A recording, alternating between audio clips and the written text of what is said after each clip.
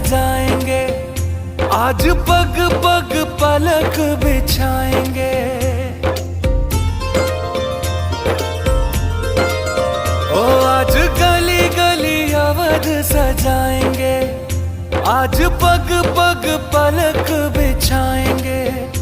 आज सूखे हुए पेड़ फल जाएंगे, नैना भीगे भीगे जाए कैसे खुशी छुपाए राम आएंगे। कुछ समझ न पाए कहाँ फूल बिछाए राम आएंगे। नैना भीगे भीगे जाए कैसे खुशी छुपाए राम आएंगे। कुछ समझ न पाए कहाँ फूल बिछाए राम आएंगे।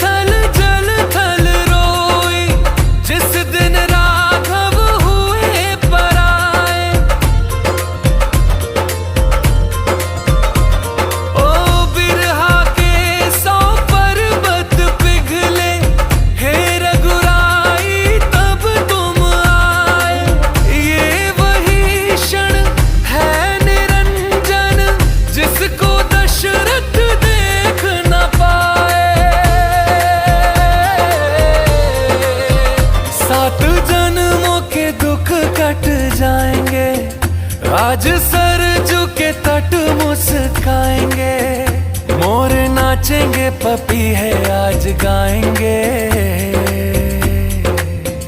आज दसो ये दिशाएं जैसे शगुन मनाए राम आएंगे। नैना भीगे भीगे जाए कैसे खुशी छुपाए राम आएंगे। कभी ढोल बजाए कभी द्वार सजाए राम आएंगे। कुछ समझ न पाए कहाँ दीप जलाए राम आएंगे। जाके आसमानों से तारे मांग लाएंगे, कौशल्या के लल्ला जी तुम्हीं पे सब लुटाएंगे। 14 साल जो रोके वो आंसू अब बहाएंगे। अवध में राम आएंगे, हमारे राम आएंगे। नील गगन से सांवले कोटि सूर्य साथे, नारायण तज आए हैं शेषनाग की से। राघव राघव करते थे युग युग से दिन रहे, आज प्रभु ने दर्श दिया धन्य हुए हैं मैं। नतमस्तक है 3 लोक और सुर नर करें प्रणाम। एक चंद्रमा एक सूर्य एक जगत मेरा, एक जगत मेरा। आज दसो ये दिशाएं जैसे शगुन मनाए राम आएंगे। नैना भीगे भीगे जाए कैसे खुशी छुपाए राम आएंगे।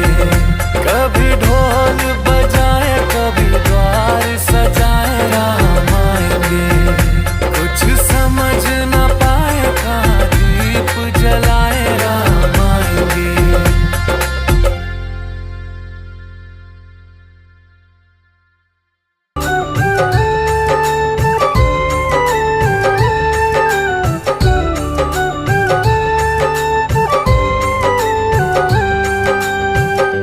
आरती श्री रामायण जी की, आरती श्री रामायण जी की। कीरति कलित ललित सियपी की, कीरति कलित ललित सियपी की। आरती श्री रामायण जी की।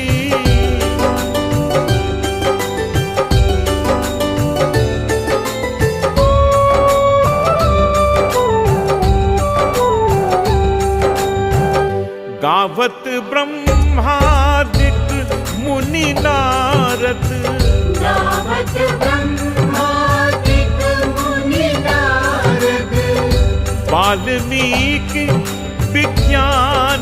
विसारद वाल्मीकि विज्ञान विशारद शुक सनकादि शेष अरुशारद शुक सनकादि शेष अरुशारद परनि पवन सुत कीरतनी की परनि पवन सुत कीरतनी की आरती श्री रामायण जी की आरती श्री रामायण जी की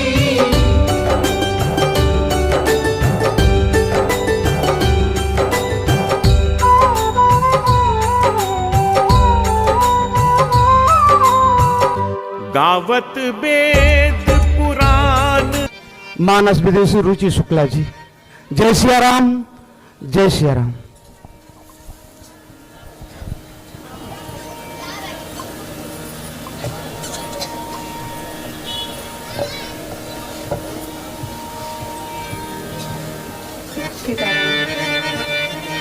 श्री सीताराम। प्रेम से बोलिए श्री राघवेंद्र सरकार के, श्री सीताराम के जय हो। बाबा विश्वनाथ भगवान की जय हो। श्री हनुमान जी महाराज की जय हो। सीताराम। श्री सीताराम। श्री राम राम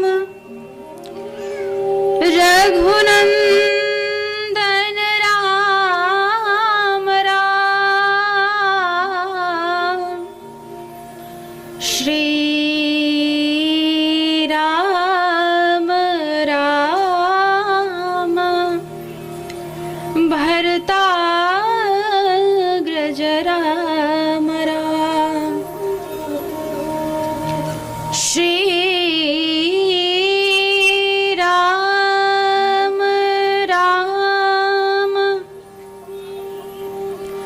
रण कर कश राम राम श्री राम राम शरणं भव राम राम गंगा तरंग रमणीय जटा कलापम गौरी निरंतर विभूषित वाम भागम नारायण प्रियामनंग मदापहारम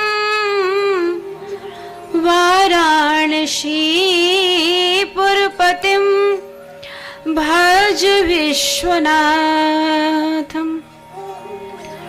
अतुलित बलधामं हेमशैलाभदेहं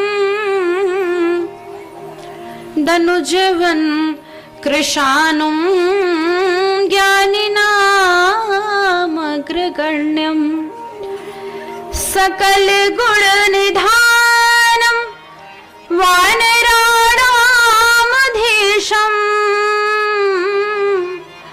रघुपति प्रिय भक्तं वात जातं नमामि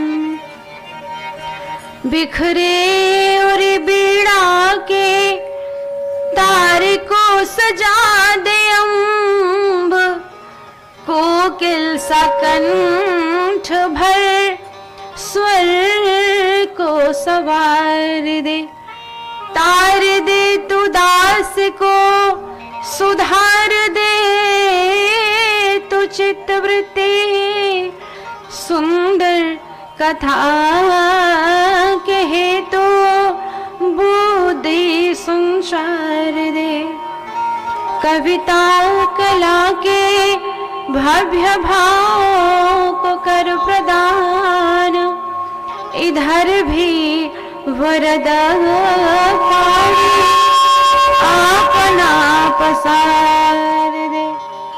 करत प्रतीक्षा यह आपको दासाज, साथ मम मानस में चल तुषार दे, साथ मम मानस में चल तुषार दे।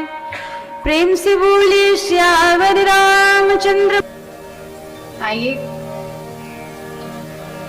कुछ भी कहने सुनने के पूर्व तन्मन वाणी को पवित्र करने के लिए सुंदर भगवान के नाम का संकीर्तन गा लें। उसके बाद कथा के माध्यम से सेवा करने का प्रयास करूंगी। सीताराम। आगे जैसी ठाकुर जी की इच्छा, श्री हनुमान जी महाराज की इच्छा।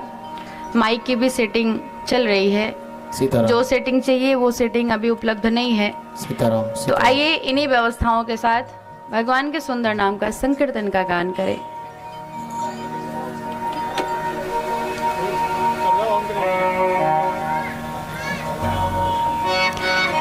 प्रेम से बोलिए श्री राघवेंद्र सरकार की।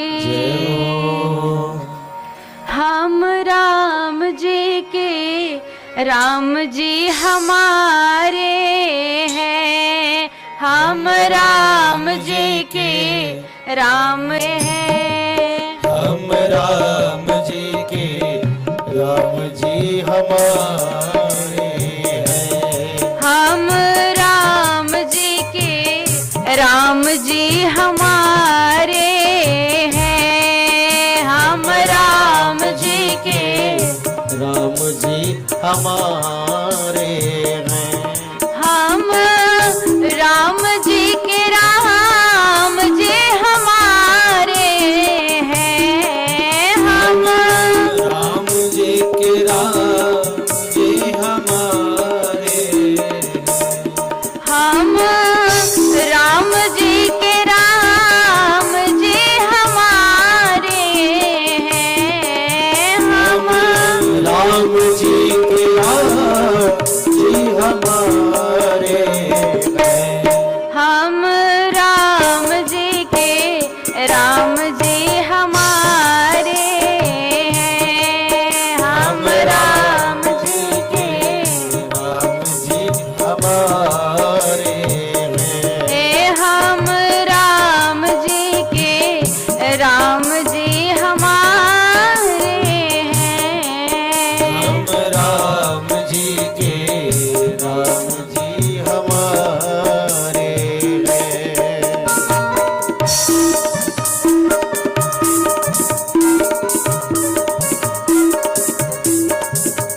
भाव के साथ ताली की सेवा देते हुए सभी लोग ताली भी बजाएं और भगवान के सुंदर नाम का उच्चारण भी करें।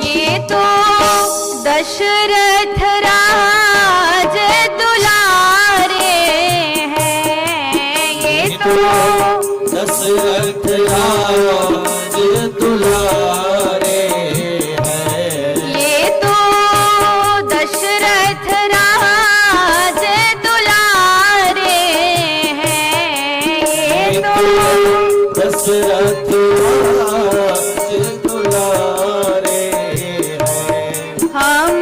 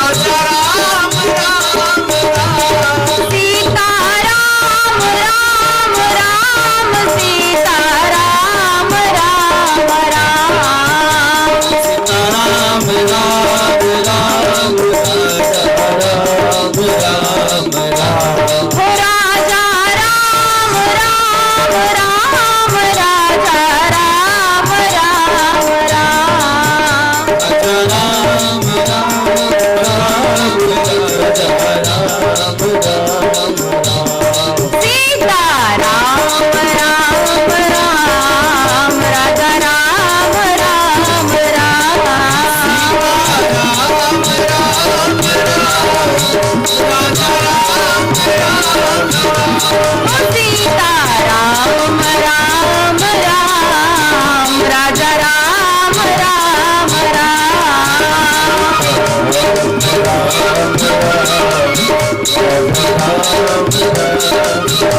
हो राजा राम राम राम राजा राम हो सीता राम राम राम सीता राम राम राम राजा राम राम राम राजा राम राम प्रेम से बोलिए श्री राघवेंद्र सरकार के, बाबा विश्वनाथ भगवान के, श्री हनुमान जी महाराज के, मानस भगवान के, श्री गोस्वामी तुलसीदास जी महाराज के, अपने अपने माता पिता पूज्य गुरुदेव भगवान के, श्री महालक्ष्मी महारानी के, मुंबा देवी महारानी के, श्री सिद्धि विनायक भगवान की जय जय श्री सीताराम।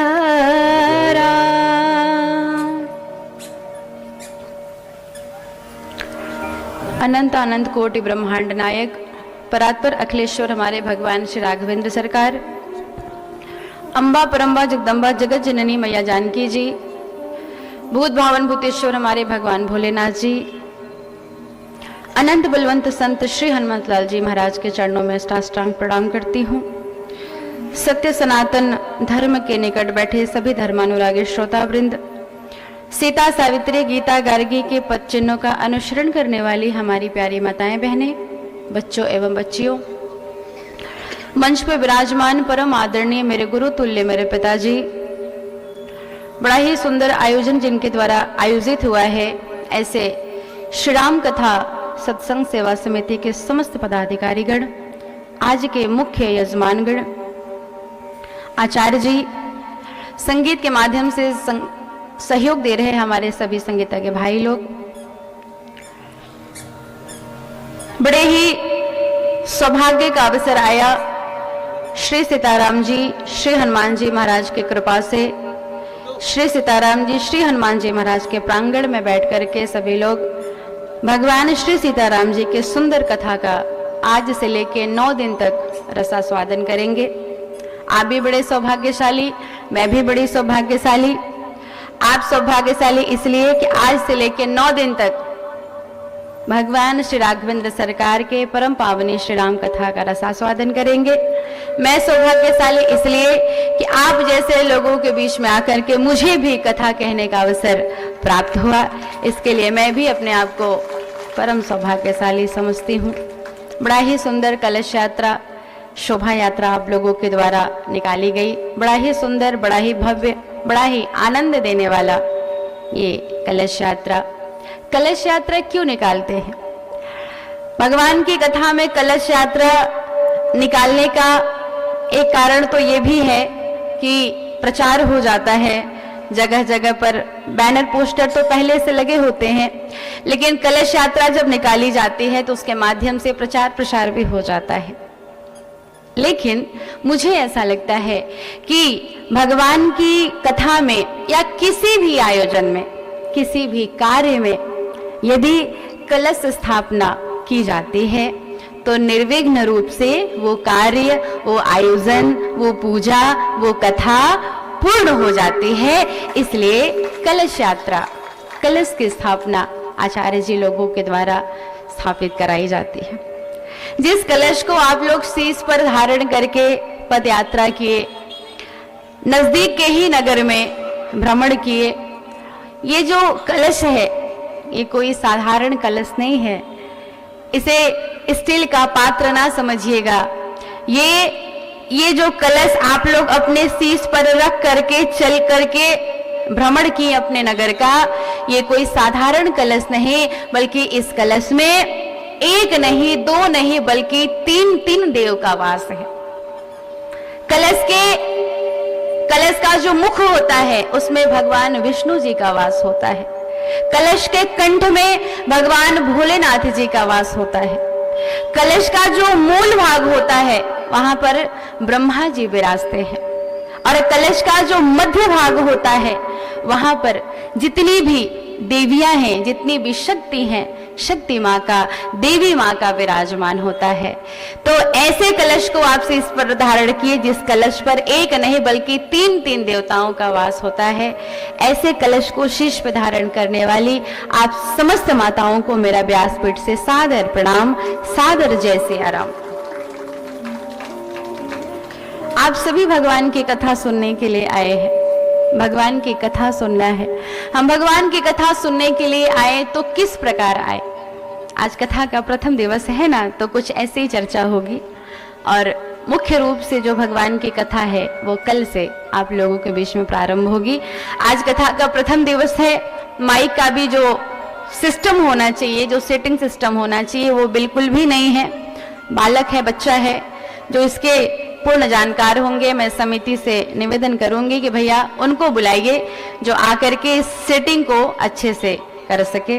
बच्चा है, नहीं करने आ रहा है, कोई बात नहीं, आज इसी माइक के साथ हम काम चला लेंगे।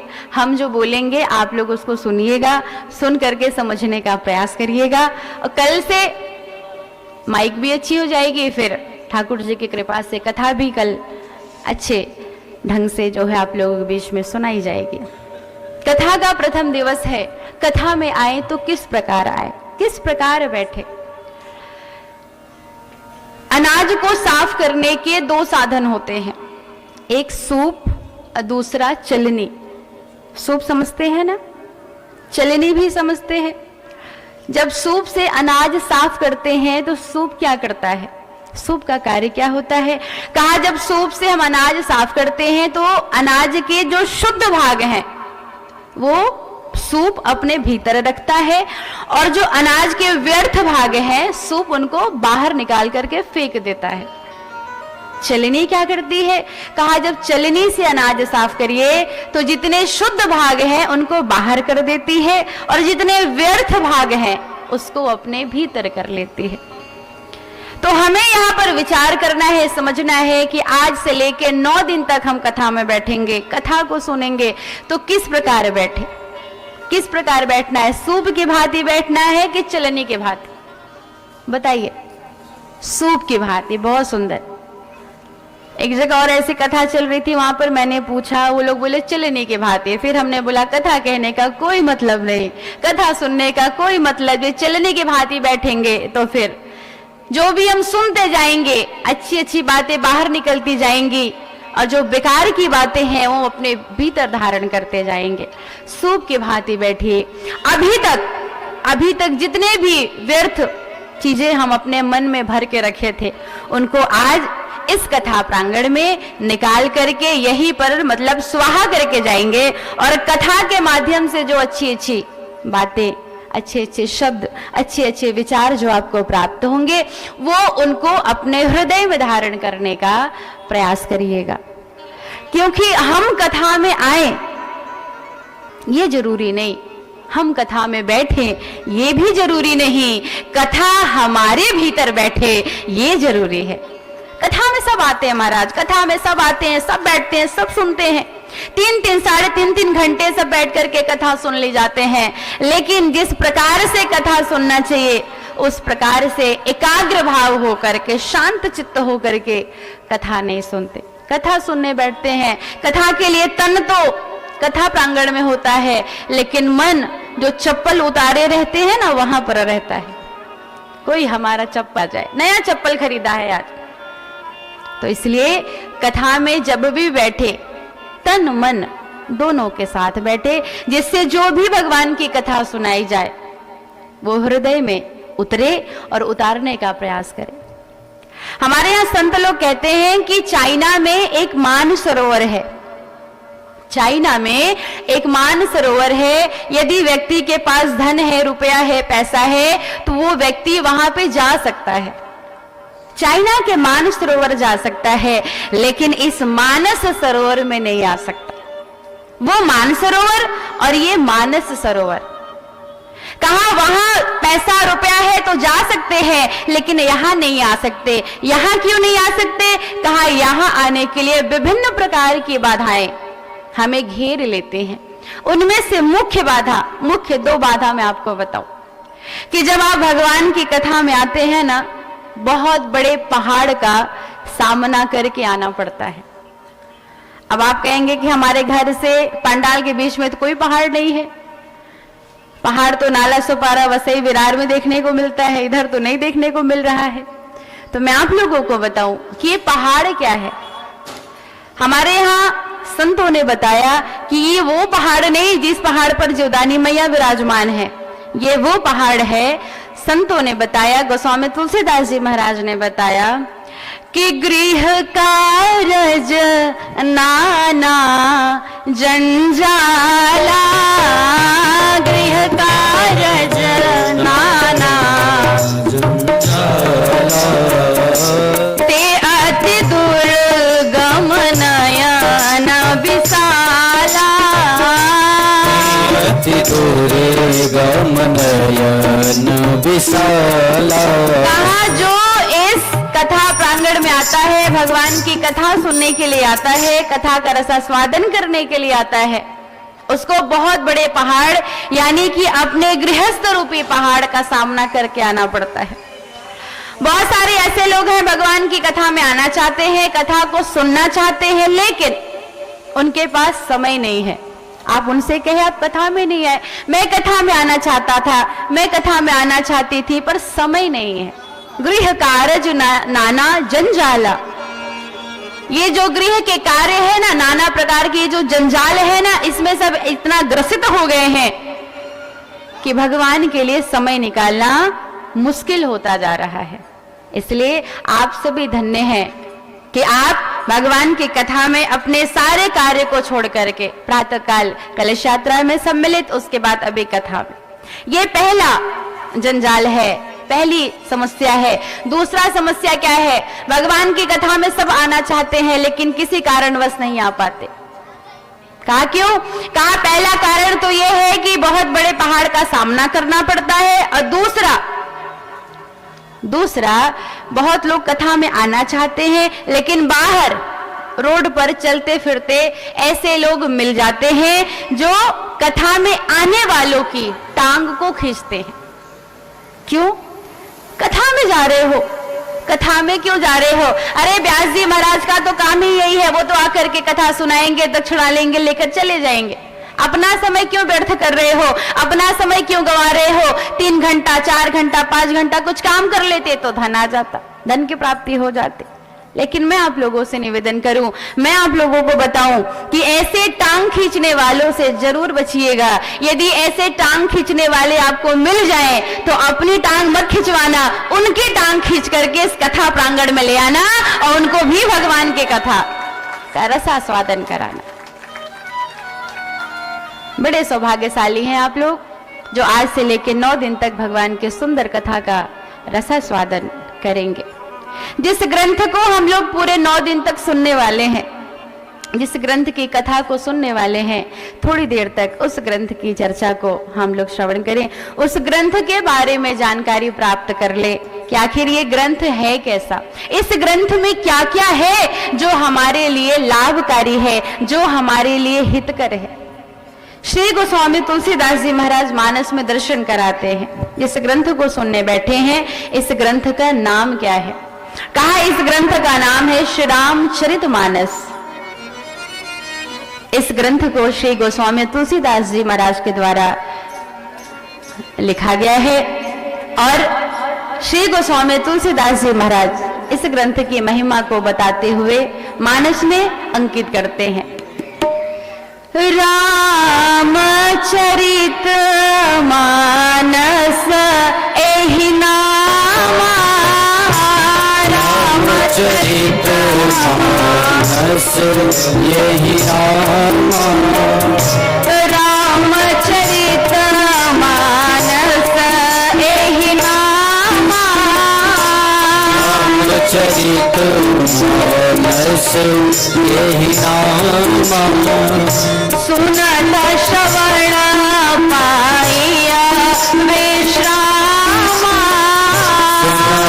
समण पाई विश्राम मन करी विषया नल बन जराए कर विषय अनल जल धरई होहि सुखी जो एहि सर पराहि सुखी जो यही सर परई मंगल भवनया मंगल हारिणे मंगल भवन मंगल हारी द्रवहु सुदसारथ अधीर बिहारी दशरथ अजर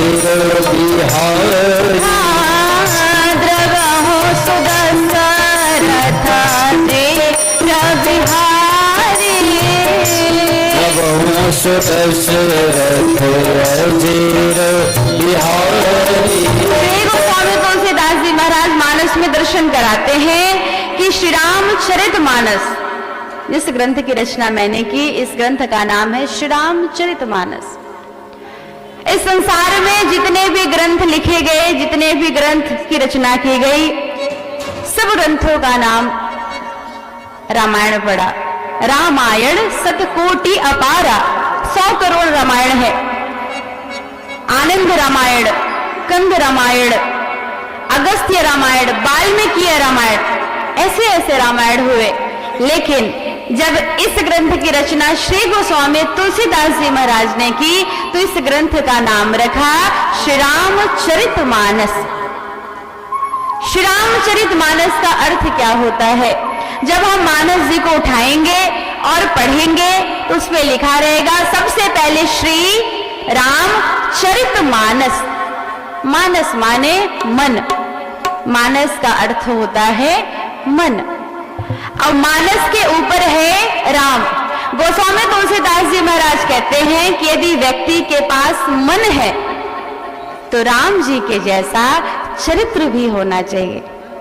जिस व्यक्ति के पास राम जी के जैसा चरित्र हो जाएगा, वो राम जी के भांति पूजनीय हो जाएगा, वंदनीय हो जाएगा। राम जी की भांति सब उसकी पूजा करने लगेंगे।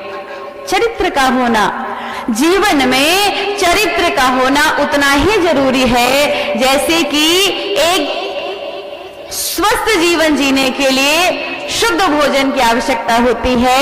उसी प्रकार सुंदर यदि मन है तो सुंदर चरित्र हो, क्योंकि कहते हैं कि यदि किसी भी व्यक्ति का धन चला गया तो कुछ भी नहीं गया, स्वास्थ्य चला गया तो थोड़ा गया, लेकिन जिस व्यक्ति का चरित्र चला गया समझ जाओ कि उसका सब कुछ चला गया, सब कुछ समाप्त हो गया। हम भगवान श्री राघवेंद्र सरकार और रावण के चरित्र से समझेंगे। रावण भगवान से उम्र में भी बड़ा था, ब्राह्मण था, विद्वान था। प्रेम से बोलिए श्री राघवेंद्र सरकार के। रावण हर मामले में राम जी से बड़ा था, उम्र में भी बड़ा था। यहाँ तक कि रावण स्वयं कहता है कि राम मैं आपसे हर मामले में बड़ा हूं, उम्र में बड़ा हूं, कुल में बड़ा हूं, विद्या में बड़ा हूं, पद में बड़ा हूं, यहाँ तक कि मैं आपसे नाम के मामले में भी बड़ा हूं। आपके नाम से बड़ा हमारा नाम है। आपके नाम में 2 अक्षर आता है और हमारे नाम में 3 अक्षर आता है। नाम के मामले में भी बड़ा हूं। लेकिन इतनी सारी वस्तुएं होने के बाद भी जब राम और रावण का युद्ध हुआ तो राम जी विजयी हो गए और रावण पराजित हो गया, रावण हार गया।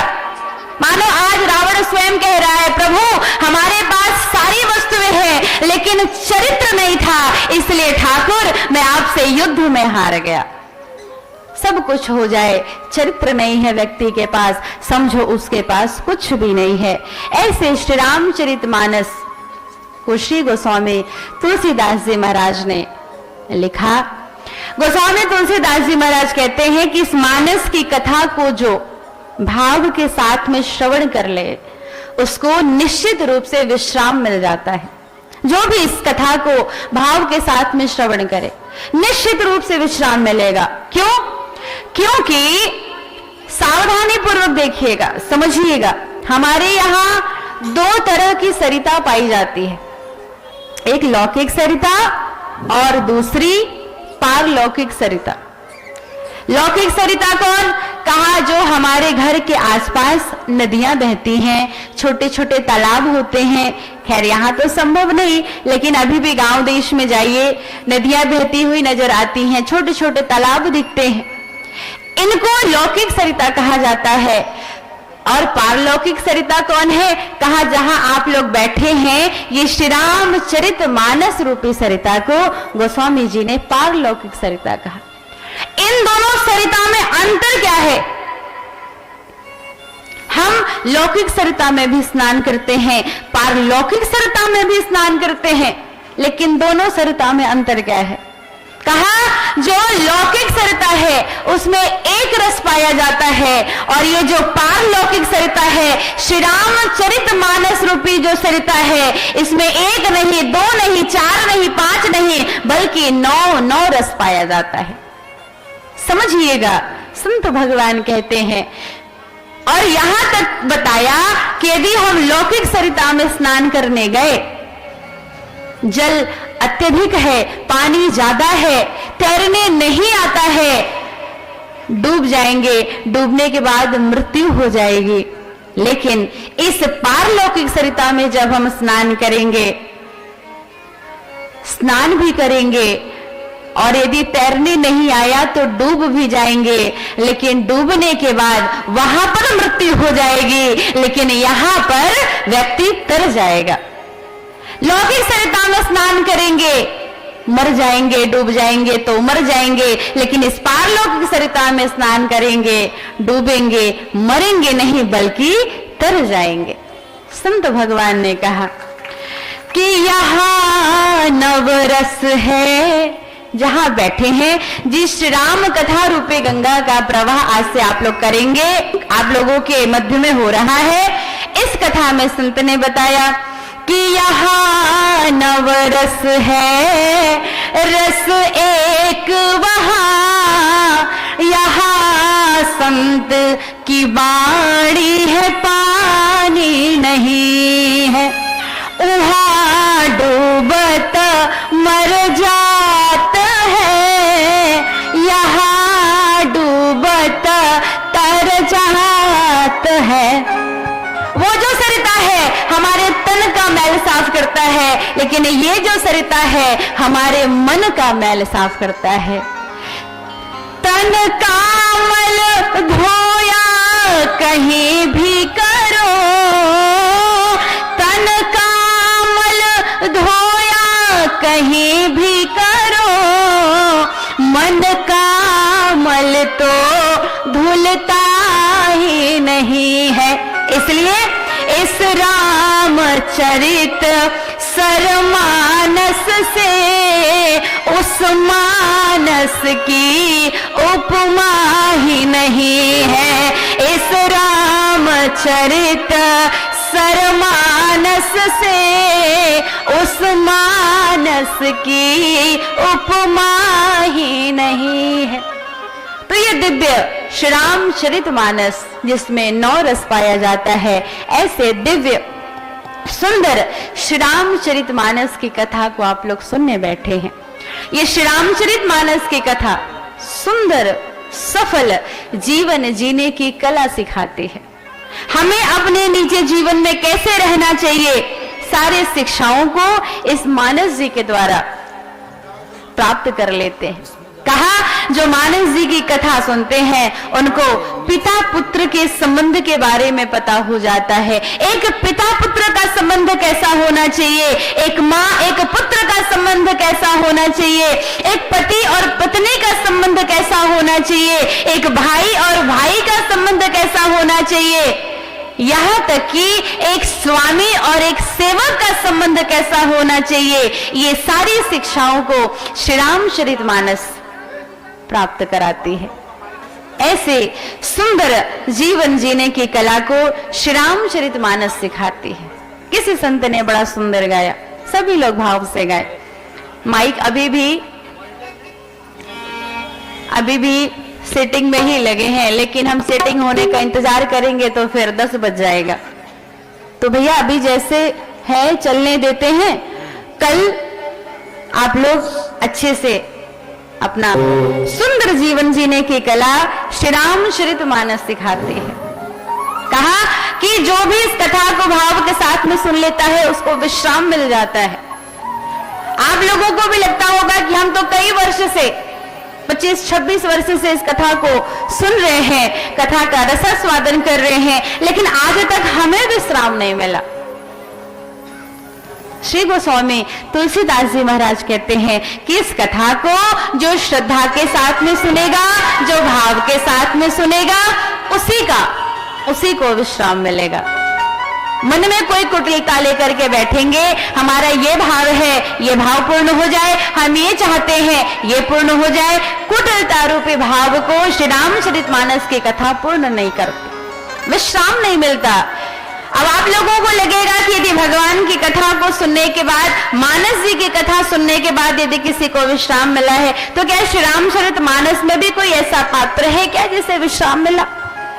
सब कहते हैं जो भगवान की कथा सुनेगा, मानस जी की कथा जो सुनेगा उसको विश्राम मिलेगा। मानस में भी कोई ऐसा है, श्री रामचरितमानस में कोई ऐसा पात्र है जिसने भगवान की कथा सुनी हो, उसको विश्राम मिल गया हो? तो श्री गोस्वामी तुलसीदास जी महाराज मानस में दर्शन कराते हैं कि श्री रामचरितमानस में एक नहीं बल्कि दो ऐसे पात्र हैं जिन्होंने भगवान की कथा को सुना और सुनने के बाद उन्हें विश्राम भी मिला। कहा कौन है? कहा सबसे पहले नंबर पर श्री गरुड़ जी महाराज, जो कालभुचुंडी जी महाराज के द्वारा भगवान की कथा को सुना, भाव के साथ सुना और इस प्रकार सुना कि उनको विश्राम की प्राप्ति हो गई। श्री गोस्वामी तुलसीदास जी महाराज मानस में दर्शन कराते हैं कि सुने ओ पुनीत राम गुण ग्रामा, पुनीत राम गुण ग्रामा, तुम्हारी कृपा है ओ विश्रामा, तुम्हारी कृपा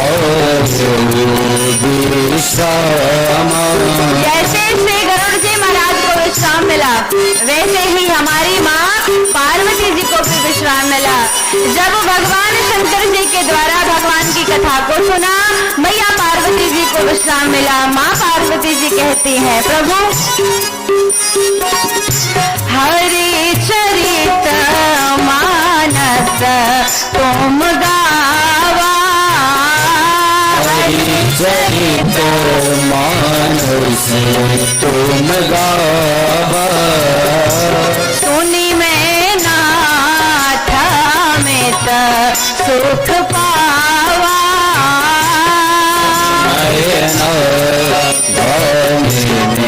सुख पावा, सुनी में नाथ अमित सुख पावा,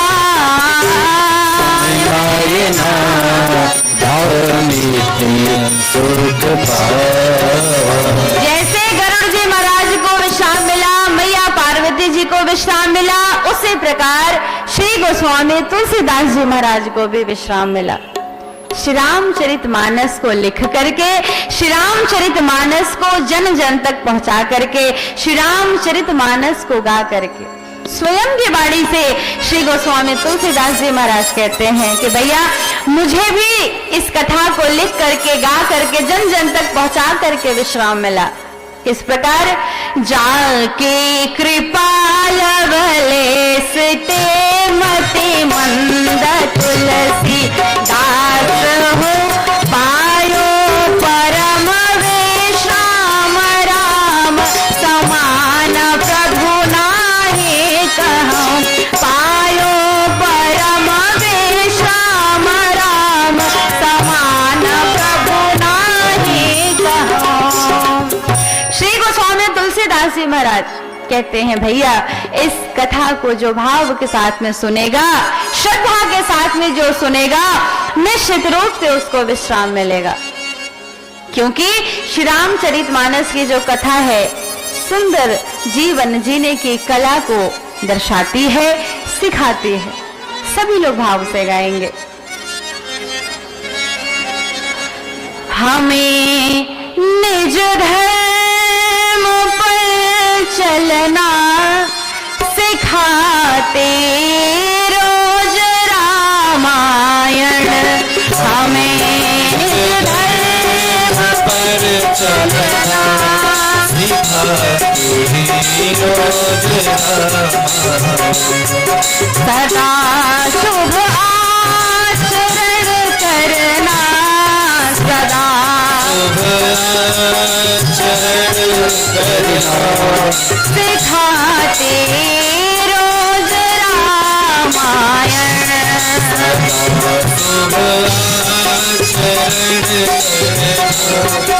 सिखाते रोज जिन्हें संसार सागर से उतर कर पार जाना है। जिन्हें संसार सागर से उतर कर पार जाना है। उतर कर पार जाना है। पार उन्हें दुख में किनारे पर, सुख से किनारे पर लगाते रोज रामायण। सुख से किनारे पर लगाते रोज रामायण। हमें निज धर्म पर चलना, हमें निज धर्म पर चलना सिखाते रोज रामायण। सिखाते रोज रामायण। जय हो।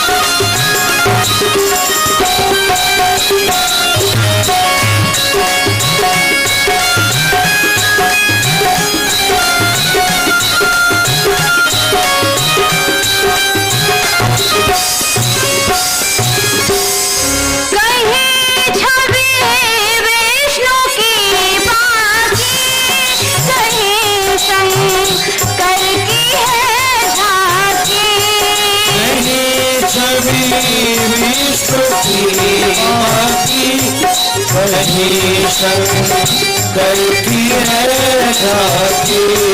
कहीं शंकर की है झांकी। कहीं शंकर की है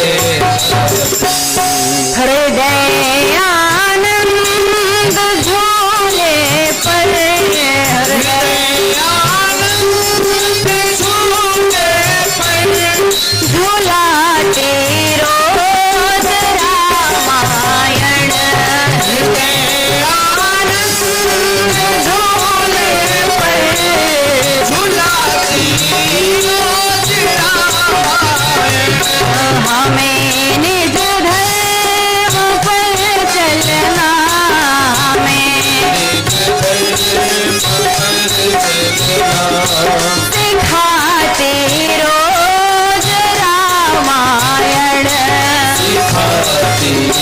जय हो।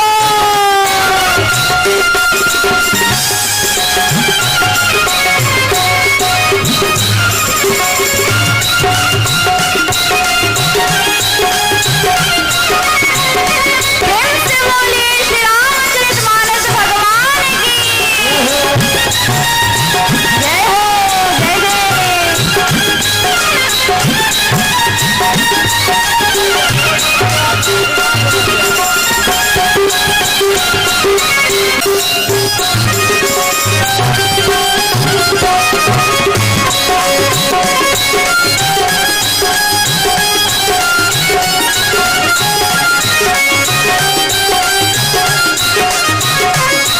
चरण खाते रोज रामायण सिखाते रोज रामायण हमें निज धर्म पर चलना हमें धर्म पर चलना सिखाते रोज रामायण सिखाते रोज रामायण सदा शुभ आचरण करना सदा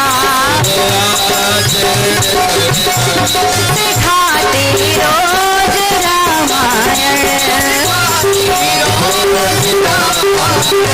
सिखाते रोज रामायण। 9 दिन में पूर्ण रूप से, आज तो एक दिन हो ही गया, 8 दिन से समय का ख्याल रखते हुए समय से आकर के इस अमृतमयी कथा का आनंद लीजिए। निवेदन करूंगा आज के यजमान श्री नंद कुमार गुप्ता जी, कृपया आप व्यासपीठ के पास आएंगे और श्री डॉक्टर दिलीप अग्रहरी जी, श्री राजेंद्र अग्रहरी जी, श्री शेषनाथ शर्मा जी, श्री सीमा मिश्रा जी, आप सभी लोग व्यासपीठ के सामने से आरती करेंगे। और परम सौभाग्य की ये बात है कि विगत कई वर्षों से श्री राम कथा सत्संग सेवा समिति के माध्यम से श्री राम कथा, श्रीमद् भागवत की कथा जो हम आप सभी लोग को मिलती है, ये आप लोग का आस्था, प्रेम और तपस्या के से ही मिल पाता है। और अब की बार तो परमात्मा की असीम कृपा हुई है कि बनारस, काशी से चल करके इस मुंबई महानगर में, महालक्ष्मी में, श्री हनुमान राम मंदिर के प्रांगण में दिव्य कथा का जो श्री राम कथा सत्संग सेवा समिति से व्यवस्था की गई है, उसका भरपूर लाभ लेवे और पूरे परिवार के साथ हित दोस्त, नात बात, रिश्तेदार सबको बुला करके इस अष्टम दिवस का आनंद लेकर के अपने जीवन को कृतार्थ करेंगे। कृपया जिसका नाम लिया हूं व्यासपीठ के पास आवें और कल 6 बजे से कथा शुरू होगी। आप सभी लोगों से निवेदन है समय से आकर के इसका लाभ लें। कथा में जो आज मुख्य जजमान बैठे थे, सब 5 के 5 आगे आओ, सपत्नीक। तन मन वारू आरती उतारो तुझको, तन मन वारू आवाज़ सबरिया तेरे आरती उतारो, आवाज़ सबरिया तेरे आरती उतारो।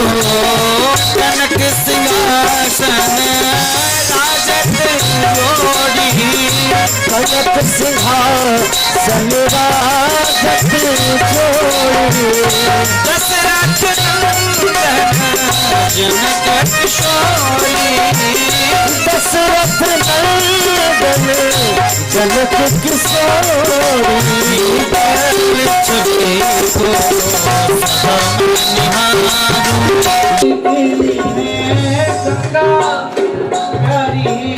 चरणों से निकली है गंगा प्यारी, वंदन करती दुनिया सारी, वंदन करती